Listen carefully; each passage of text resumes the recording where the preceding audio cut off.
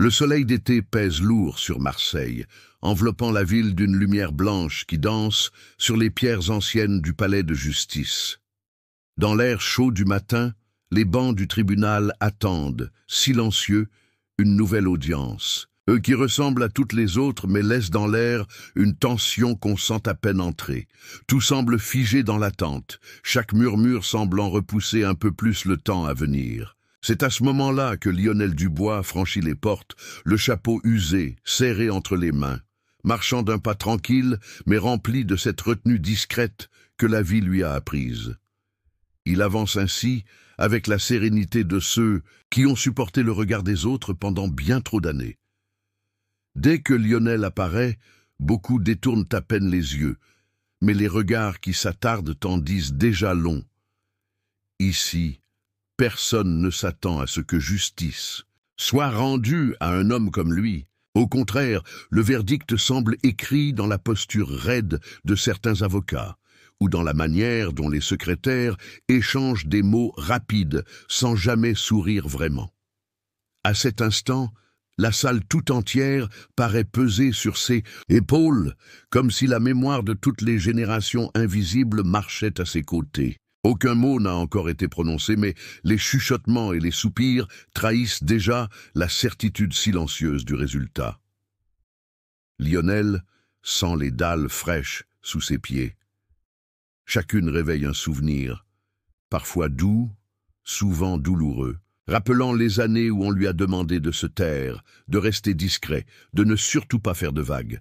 Pourtant, quelque chose de fort réside dans sa présence simple.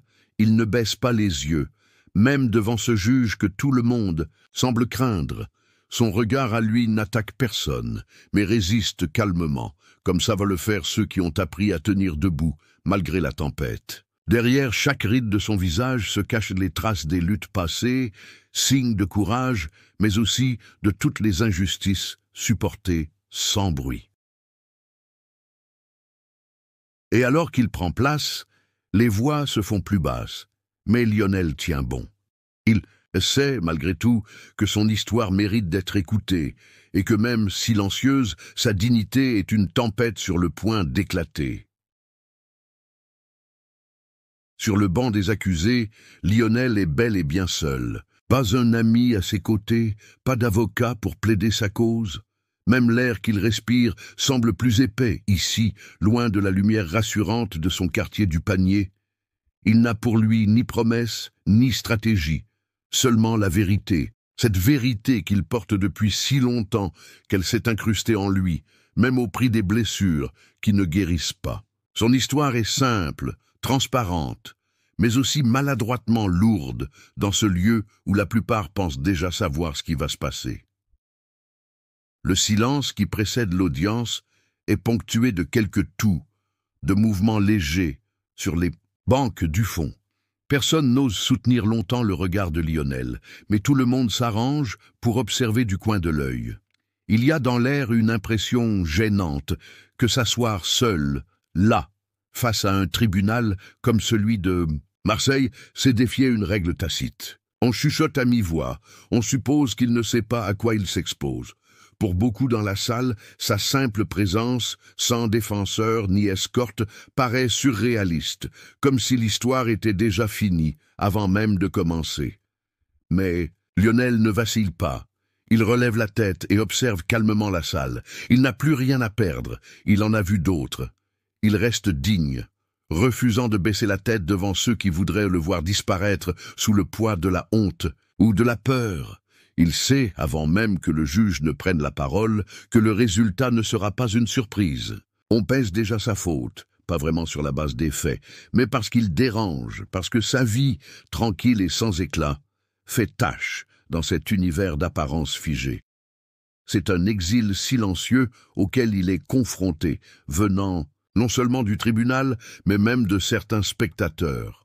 On le tient à distance comme on le ferait avec une rumeur gênante, comme si affirmer son existence dans cette ville était aussi insupportable pour l'ordre établi que de vouloir réclamer ses droits.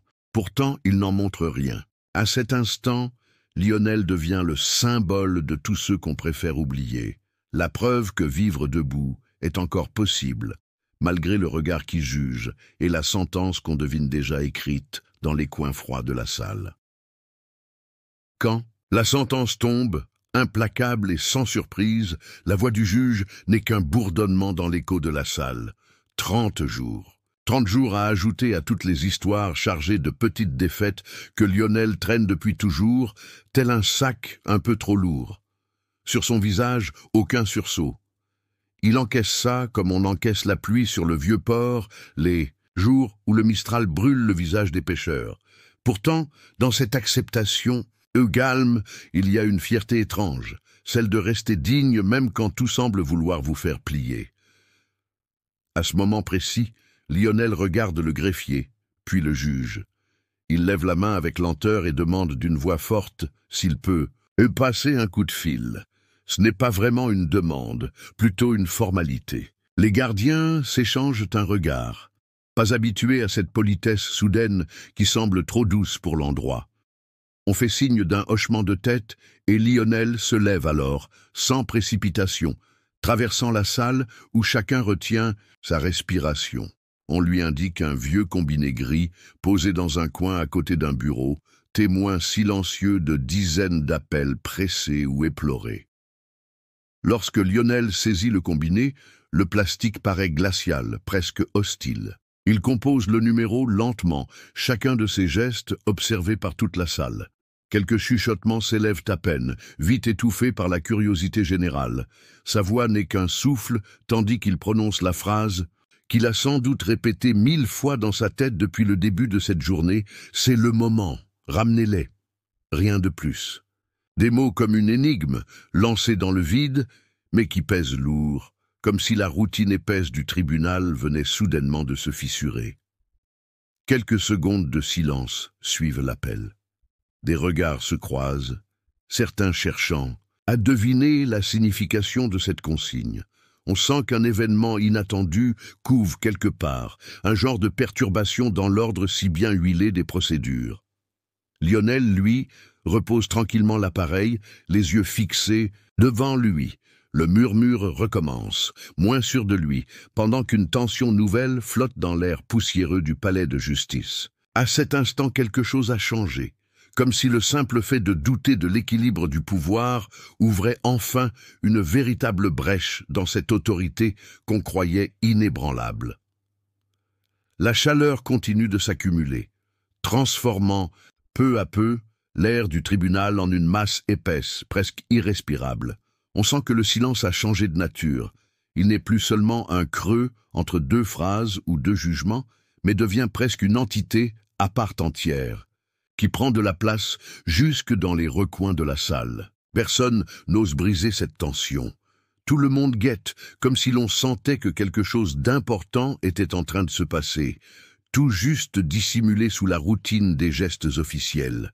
Les murmures s'étouffent et les regards, d'ordinaire si vifs dans ce genre de procès, se font hésitants, fuyants. Certains échangent des signes de tête discrets et d'autres fixent le sol, comme si détourner les yeux pouvait apaiser le pressentiment étrange qui plane. C'est alors que les grandes portes de bois du palais claquent d'un coup sourd contre les murs. Ce bruit résonne comme un appel, coupant court à toute tentative de distraction. Tous les visages se tournent, l'attention brusquement captée. Dans l'ouverture, Lucie Dubois apparaît, droite et décidée. Elle n'entre pas en courant, ni avec éclat. C'est dans la lenteur de ses pas et la certitude de sa posture que réside la force de son arrivée. Les rayons du soleil de Marseille, derrière elle, dessinent sa silhouette, accentuant son autorité tranquille. Lucie n'est pas une étrangère pour le quartier ou la justice locale. Tout le monde sait qu'elle est la fille de Lionel, mais elle ne ressemble ni à une simple fille d'accusé, ni à une habituée de ses audiences. Il y a dans sa façon d'être, dans la façon dont elle prend la parole du regard sans dire un mot, une résistance qui bouscule les habitudes du lieu. C'est comme si, d'un seul geste, elle avait arraché la nappe poussiéreuse du conformisme, recouvrant la salle depuis des années. Les rangées de bancs, les vieux portraits, même les robes noires des magistrats semblent soudain moins importantes face à cette simple présence. Lorsque Lucie traverse la salle, les murmures s'arrêtent. Même le juge, d'ordinaire si imperturbable, ajuste sa posture. On sent que chacun, à sa manière, essaye de comprendre ce bouleversement silencieux. Lucie ne cherche pas à s'imposer. Elle existe tout simplement, crevant l'écran tacite du préjugé qui enserre la pièce.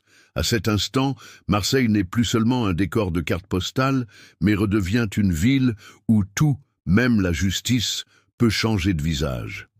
À mesure que Lucie s'avance, on remarque que plusieurs personnes gravitent autour d'elle, sans bruit, mais avec une sorte de discipline. 2 policières escortent le groupe, efficaces et neutres, rappelant à chacun que la loi, malgré ses failles, peut parfois changer de visage selon qui la porte. Parmi ceux qui l'accompagnent, il y a aussi des avocats venus de la Ligue des Bassins-Chizit, droits de l'homme, connus dans Marseille pour défendre des causes que beaucoup pensent perdues d'avance. Leur arrivée a un impact immédiat. Même les secrétaires et les habitués des tribunaux échangent des regards inquiets, comprenant que ce qui va se jouer pourrait dépasser l'ordinaire. Chaque pas dans la salle résonne, une sorte de vibration qui se transmet jusque dans les murs épais du palais. D'habitude, ici, où tout se passe dans une routine huilée, accusés, magistrats et juges se suivent le même cycle sans surprise. Mais aujourd'hui, la venue de cette petite troupe bouscule tout. L'atmosphère se charge. Certains murmurent à leurs voisins pendant que d'autres restent bouche bée, incapables de masquer un espoir timide ou une inquiétude nouvelle. Même le greffier qui notait machinalement les détails des audiences précédentes s'arrête un moment, interpellé par la gravité de la scène. Lucie, quant à elle, ne laisse rien paraître. Elle tient sous le bras 2 grandes chemises bleues bombées de documents. On dirait que leurs coutures menacent de céder tant elles sont pleines, et pourtant elle les porte avec un calme presque insolent. Pour les plus attentifs, il est clair que ces chemises ne contiennent pas que des feuilles anonymes.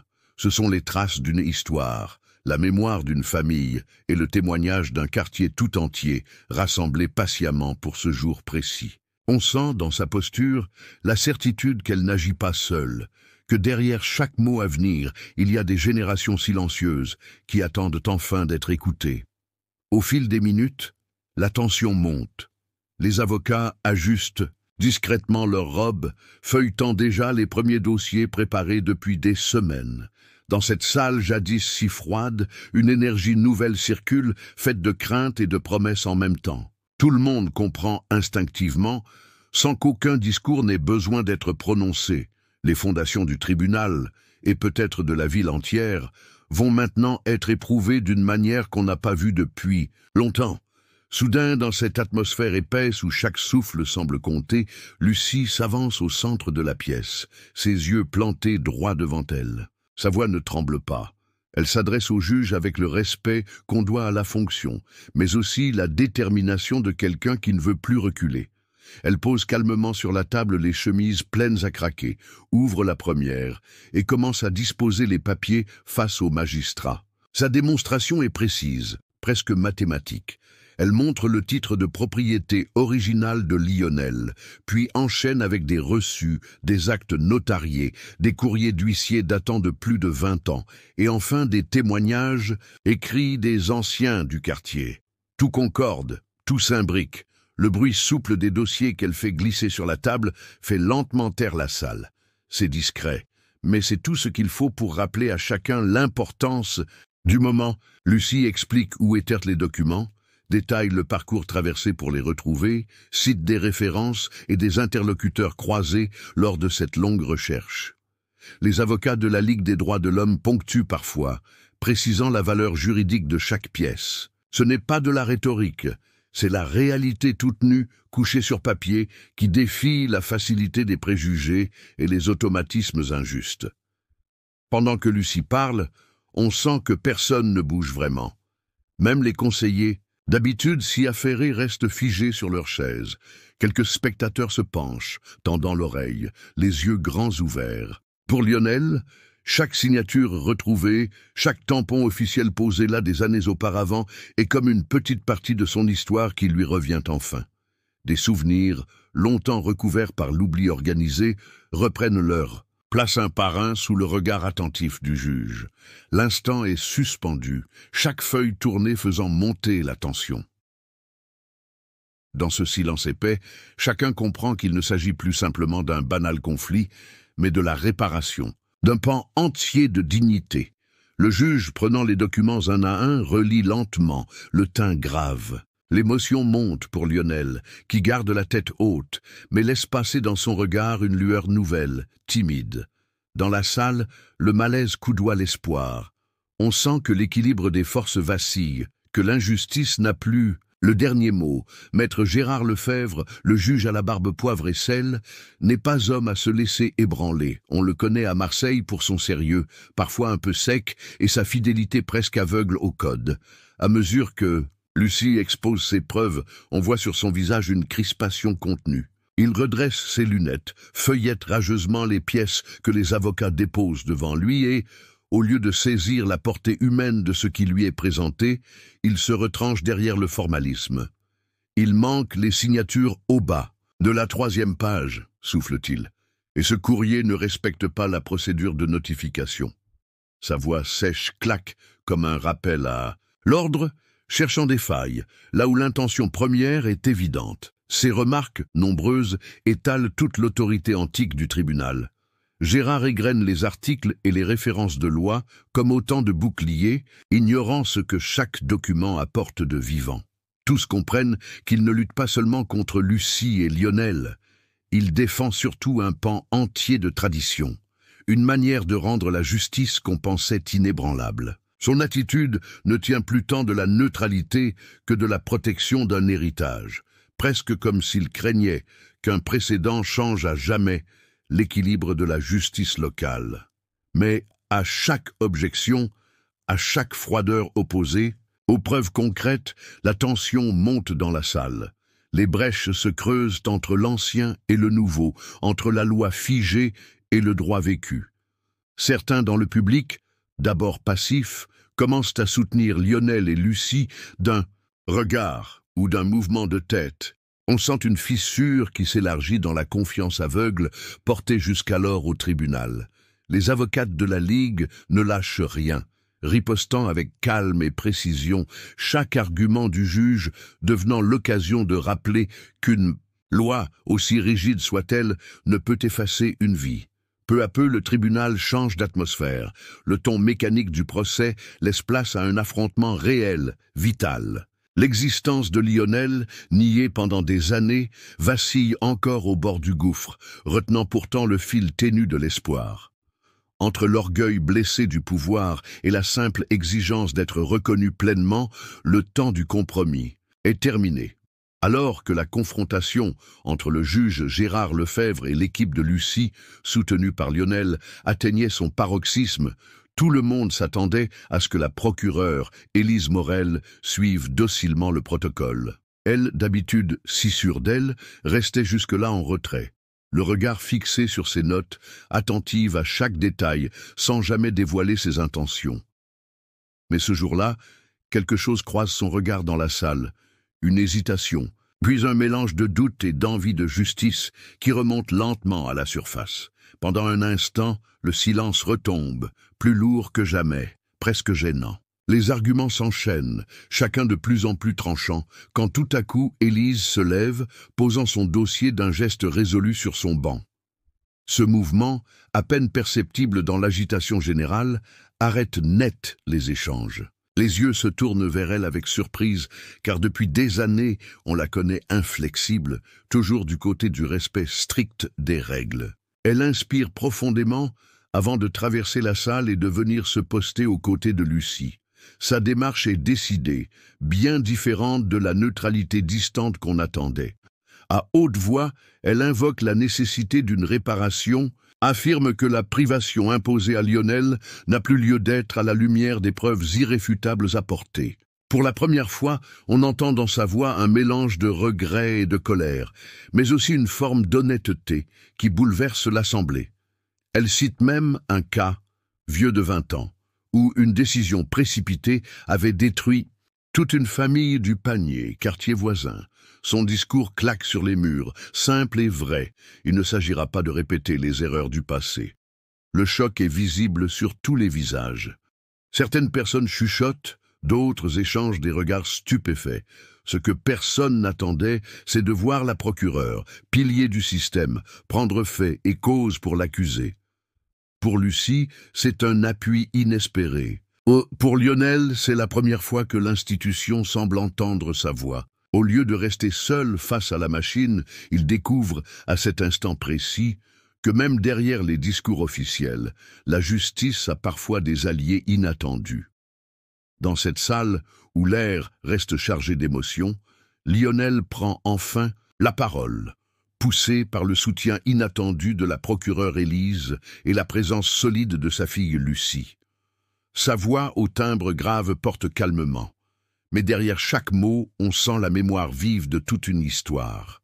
Il parle de sa maison, de cette cour à l'ombre des platanes dans les quartiers nord de Marseille, où des générations de sa famille ont vécu, travaillé, ri et parfois pleuré. Ses mains, usées mais fermes, dessinent dans l'air le contour d'un terrain dont il connaît chaque pierre, comme si le passé refusait de se laisser effacer par des lignes sur un papier. Lionel se rappelle ces mois où tout semblait perdu, où les papiers avaient disparu, où la justice semblait une forteresse inaccessible. Mais il raconte aussi l'attachement qu'il a reçu de ceux qui l'entourent, les voisins, des amis d'enfance, et surtout la communauté noire marseillaise, qui observe maintenant en silence derrière les vitres, rassemblée au pied du tribunal sous le grand soleil du Sud. On sent leur présence, discrète et puissante, presque aussi palpable que la chaleur écrasante dehors. Pour eux, ce n'est pas qu'une affaire de titre ou d'héritage. C'est le respect d'une dignité trop souvent niée, la réparation d'un tort subi non seulement par un homme, mais par beaucoup. Autour de Lionel, chaque silence devient une forme de respect. On sent dans l'attitude de la salle que la tradition n'a rien perdu de sa force. Malgré des décennies de mépris, elle refait surface à travers ses récits transmis de génération en génération. Sa femme pose une main sur son bras, sa petite fille retient son souffle.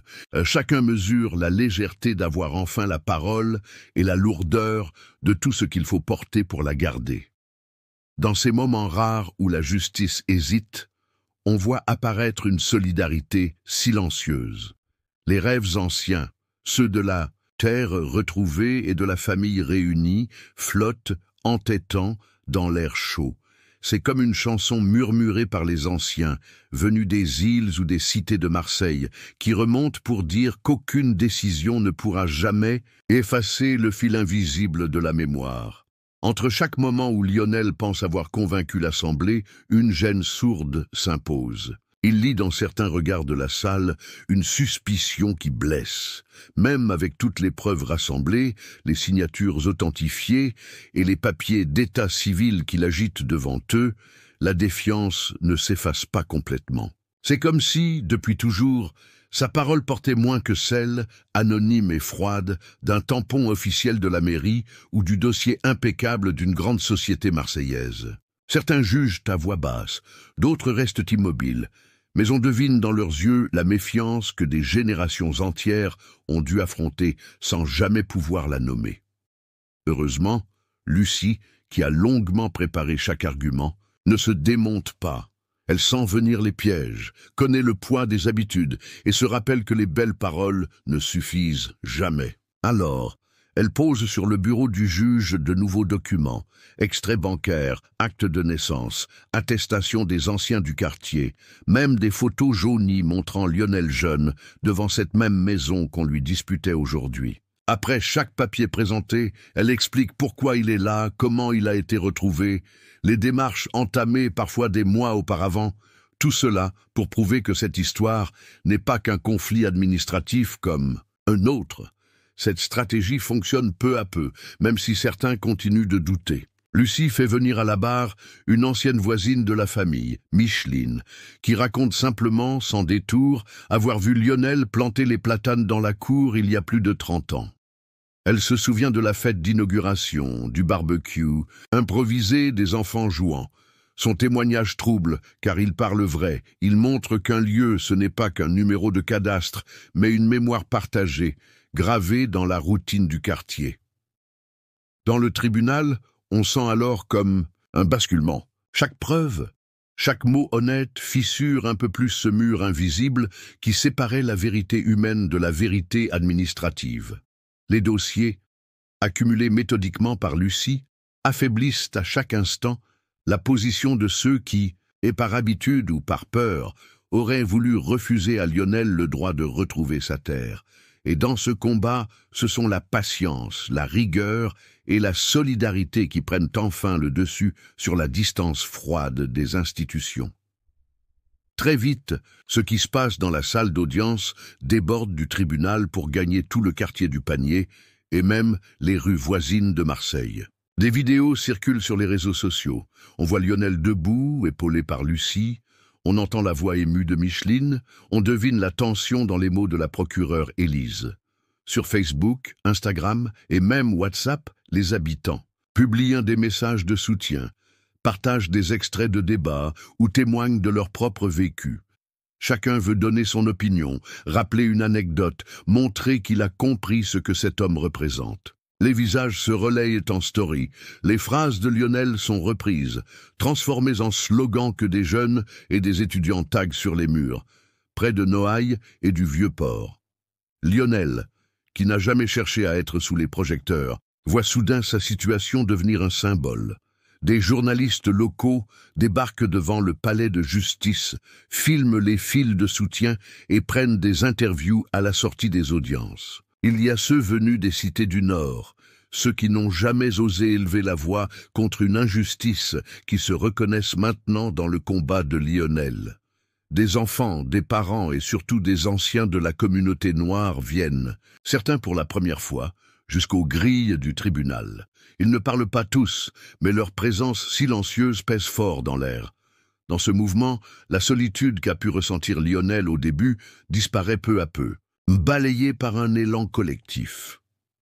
Dans les files d'attente de la boulangerie, à la sortie de l'école, même au marché du Prado, on entend les discussions tourner autour du procès. Certains racontent leur propre histoire, ces titres de « et propriétés contestées »,« des maisons perdues », des souvenirs effacés par des papiers disparus. D'autres disent « l'espoir d'un monde qui change ». Tout le monde ne connaît pas Lionel personnellement, mais dans ses gestes, son parcours, beaucoup retrouvent un frère, un père ou un ami.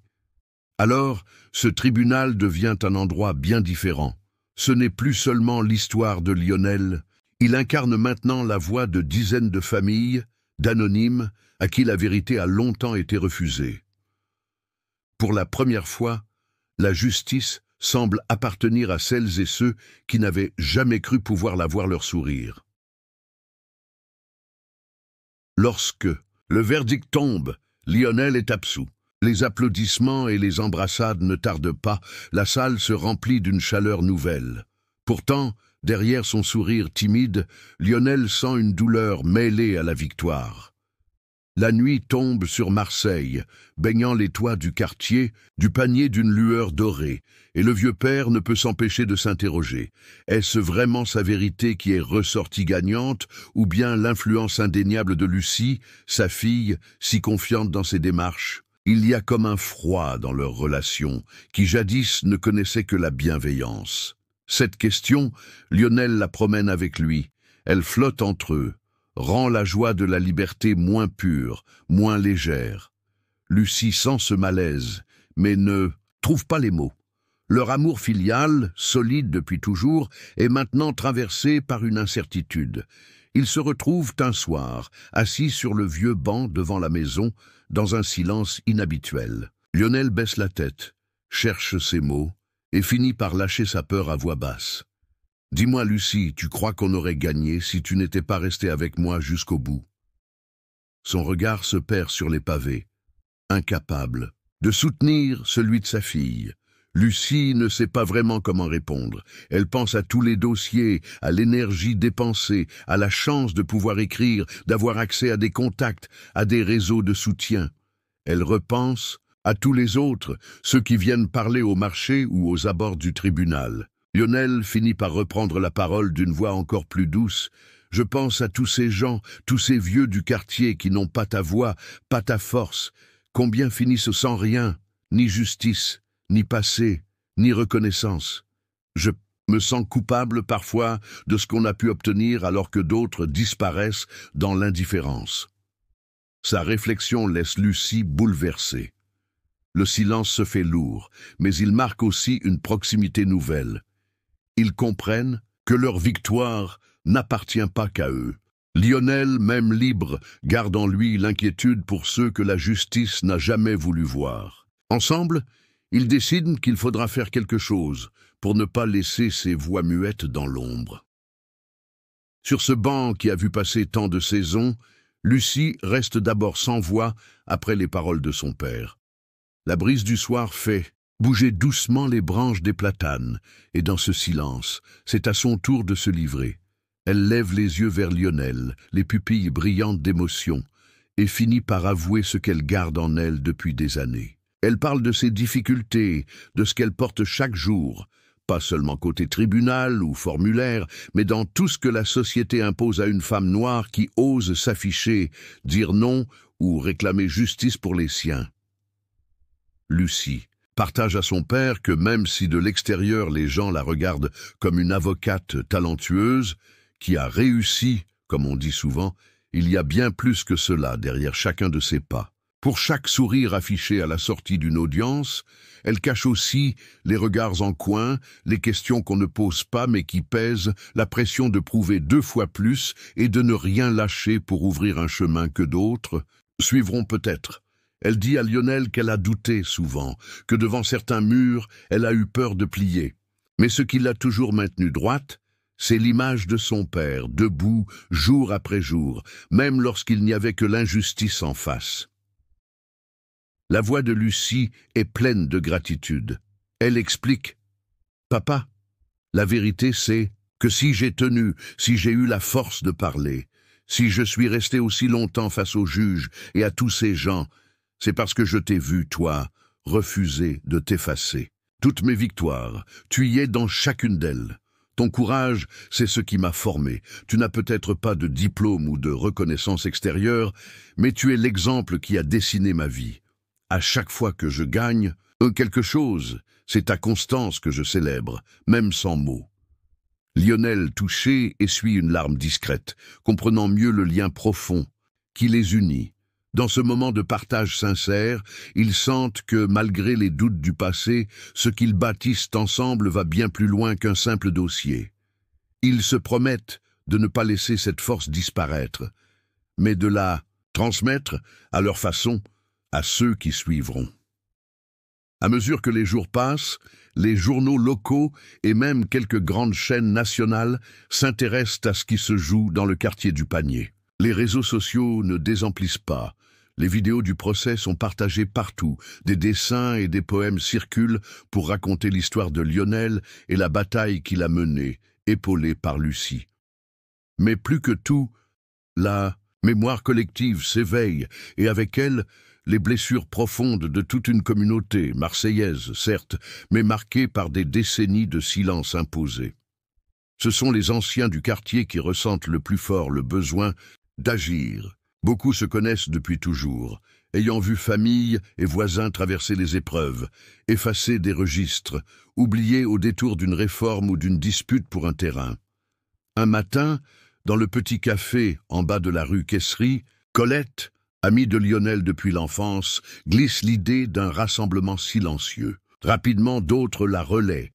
Il est temps de rendre hommage à celui qui a montré qu'on pouvait tenir debout face à l'oubli, et surtout d'exiger une réparation pour toutes les injustices subies au fil des ans. Chacun donne un coup de main pour organiser la marche. Les plus jeunes impriment des affiches, tandis que les aînés se retrouvent pour discuter du parcours et de la meilleure façon de faire entendre leur voix, sans cri, juste par la force tranquille de leur présence. Le jour venu, une centaine de personnes se retrouvent sur le parvis de l'église des Réformés, foulard blanc autour du bras en signe de paix et de mémoire. Il marche sans mot dire jusqu'à la mairie, passant devant la maison de Lionel, saluant de loin les habitants aux fenêtres. Le cortège grandit rue après rue, certains passent la tête et décident de se joindre, sans même toujours savoir pourquoi, simplement portés par un sentiment de justice. La maire de Marseille, alertée par l'ampleur de la marche, ne peut rester indifférente. Le bruit monte comme un écho qui refuse de s'éteindre. Ce que Lionel et Lucie ont osé raconter ne leur appartient plus vraiment. C'est toute une histoire qui réclame enfin d'être vue et entendue. Dans chaque pas, c'est une mémoire entière que l'on redonne à ceux qui n'ont jamais cessé d'attendre réparation et respect. Au tribunal, le jour où les aînés arrivent, quelque chose change dans l'air. Dès l'aube, la rue est calme, presque solennelle. Les premiers à s'approcher sont des hommes et des femmes venus avec leurs souvenirs, rangés sous le bras. Certains tenant le bras d'un voisin, d'autres avançant doucement avec leur canne. Ils se placent en file indienne, respectueux et dignes, comme s'ils portèrent la mémoire de tout un quartier. Les yeux brillants ou rougis, ils ne prononcent pas un mot, mais tout dans leur façon d'être raconte ce qu'on leur a appris. Des maisons, du temps, des noms, des histoires. Beaucoup n'avaient jamais mis les pieds dans un tribunal auparavant. Ce lieu a toujours semblé réservé à d'autres.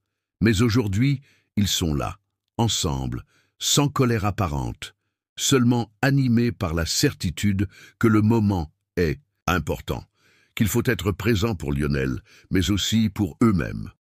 Le silence qui accompagne leur entrée est épais. Même les avocats les plus sûrs d'eux, ceux qui plaisantent d'habitude entre deux plaidoiries, se taisent face à cette procession lente et silencieuse. Les juges fixent la salle, un peu émus, un peu déstabilisés aussi. Cette foule tranquille n'a pas besoin de manifester bruyamment pour imposer sa vérité. Leur présence suffit à tout changer. Derrière eux, quelques jeunes se glissent timidement, se sentant, pour une fois, à leur place dans cet espace de justice qui semblait si loin de leur réalité. Assis sur les bancs de bois, les anciens gardent la tête haute. Certains serrent le poing sans le montrer, d'autres se tiennent par la main. C'est comme si toute la souffrance restée individuelle pendant tant d'années se reliait soudain à la force du groupe. Ceux et celles qui pensaient Lionel isolé ou fragile voient maintenant ce soutien silencieux et comprennent que l'on ne peut jamais vraiment déraciner une histoire portée de génération en génération. Le poids de la honte s'efface doucement, remplacé par la dignité retrouvée. Les murs du tribunal, pleins des voix oubliées, résonnent sous cette présence collective. Face à cette scène, l'indifférence n'est plus possible. Ce matin-là, et tout le monde saisit que la justice ne se joue pas uniquement dans les dossiers, mais aussi dans le regard de chacun et l'attachement profond qu'on porte à la mémoire, au respect et à la vérité partagée. Peu après cette journée marquante au tribunal, la vie de Lionel prend un tournant auquel il n'aurait jamais pensé. Son téléphone ne sonne jamais autant. Des directeurs d'école, des présidents d'associations, des animateurs de groupes de quartier lui écrivent, lui téléphonent, ou parfois même viennent jusque chez lui pour lui demander de venir raconter son histoire. Au début, Lionel hésite. Il n'a jamais été du genre à parler devant une foule ou à se présenter comme un héros. Mais l'insistance et la sincérité de ceux qui l'invitent le touchent. Il comprend que, désormais, il a une place à part, une parole à partager et surtout la possibilité de donner de l'espoir à ceux qui en ont tant manqué. Accompagné de Lucie, il se rend dans une école primaire du quartier de la Belle de Mai, puis dans une salle des fêtes à la Joliette, et même dans une petite bibliothèque associative à Belsense. À chaque fois, il découvre un public différent, des enfants curieux l'écoutent, yeux grands ouverts. Des jeunes adultes viennent lui poser 1000 questions, et certains anciens, parfois plus âgés que lui, n'arrivent pas à retenir leurs larmes. Il y a des applaudissements, mais aussi des silences lourds de respect, et parfois des éclats de rire, lorsque Lionel raconte une anecdote pleine de malice.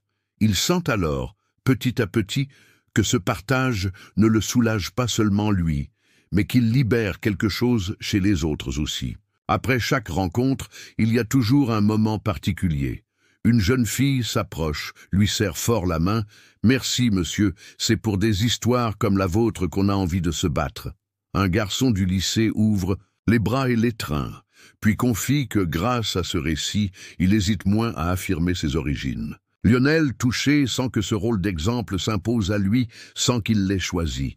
Pourtant, chaque geste, chaque mot comble peu à peu les anciens doutes qu'il gardait.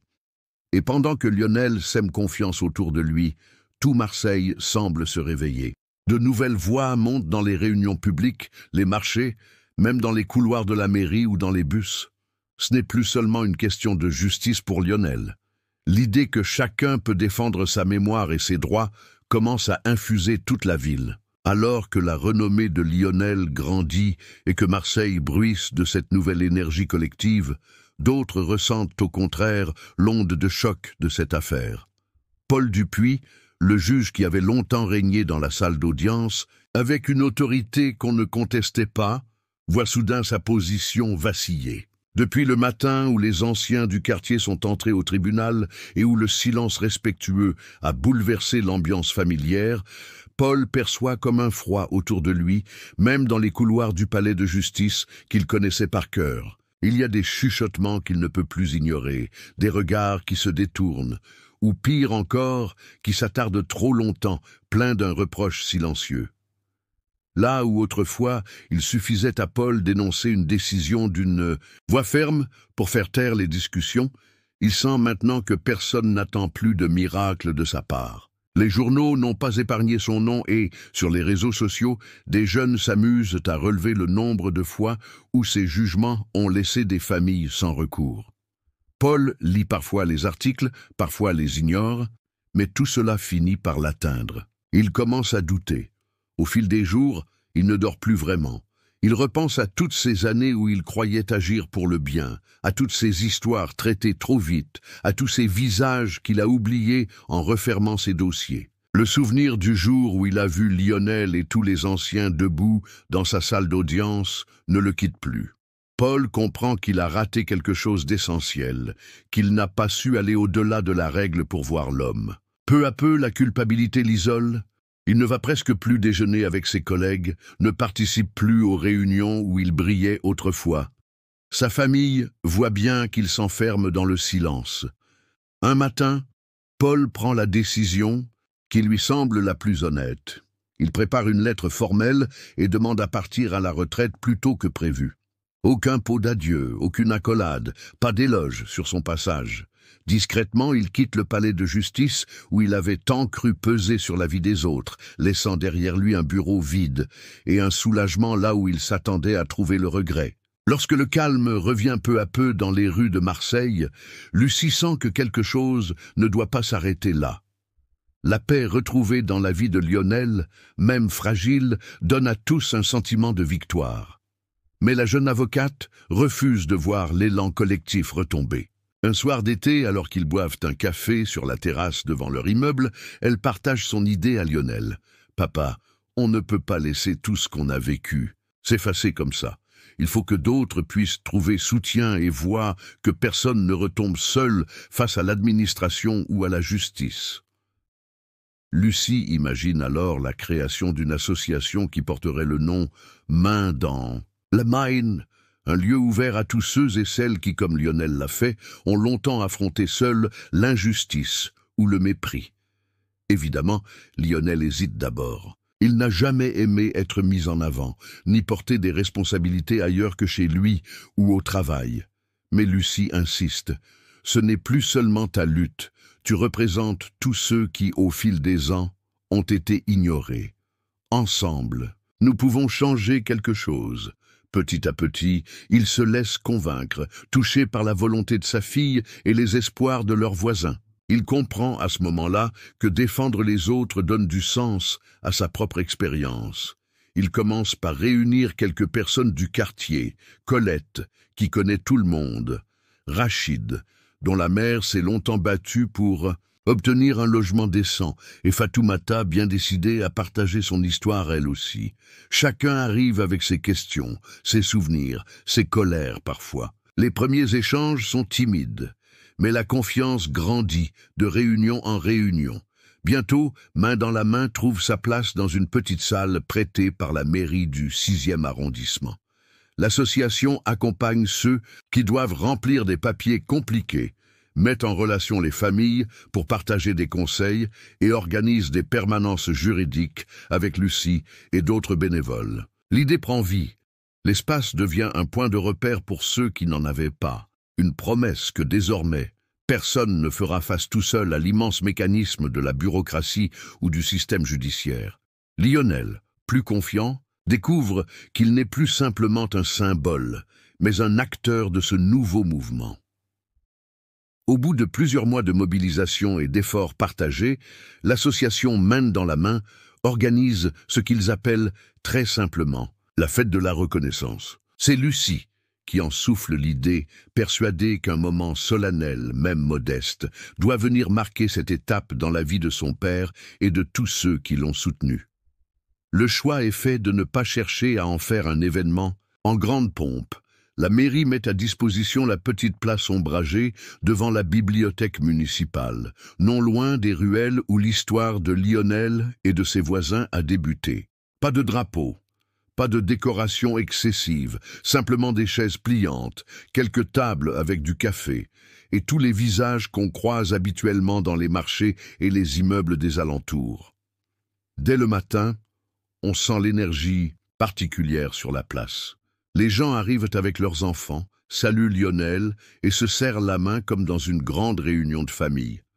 Chacun apporte un souvenir à partager, une photo, une tarte faite maison, ou parfois juste un sourire reconnaissant. Il n'y a pas de micro ni de discours officiel trop long, mais un animateur de quartier prend la parole un instant, rappelant le chemin parcouru, la force de la solidarité, et ce que cette histoire a permis de réveiller chez beaucoup. Puis arrive ce moment simple où la mère s'avance, un trousseau de clés dans la main.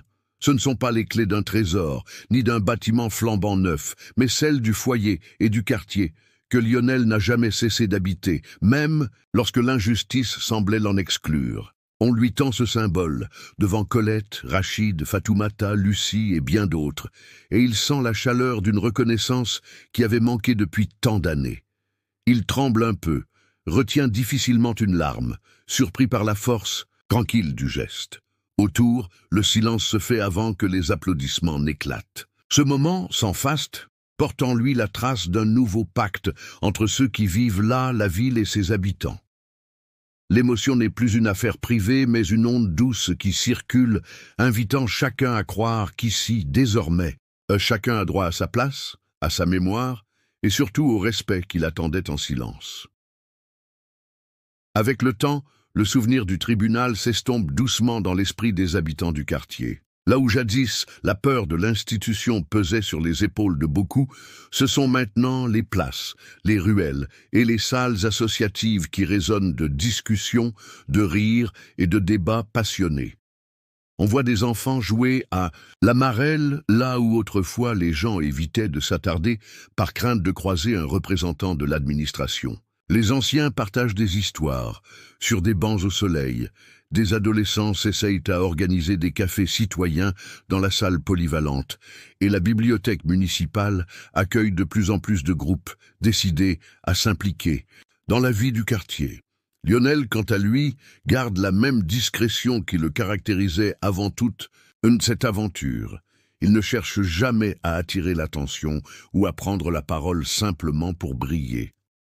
Pourtant, chacun sait que sa présence compte.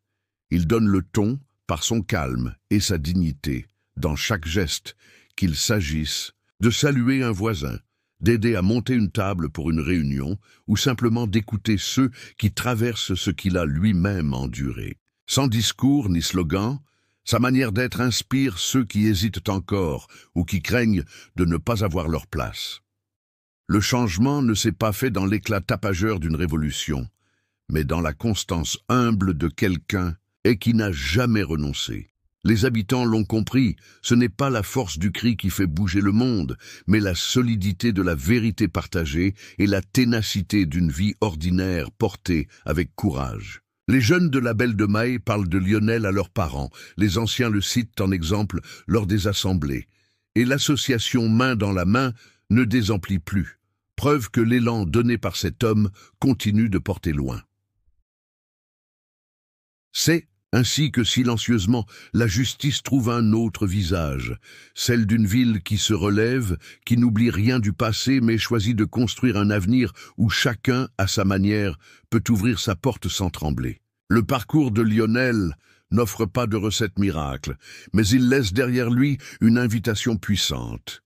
Rester attentif à l'autre, oser l'empathie, et surtout croire qu'à force de s'écouter, on peut ensemble déplacer les vieilles frontières de l'injustice.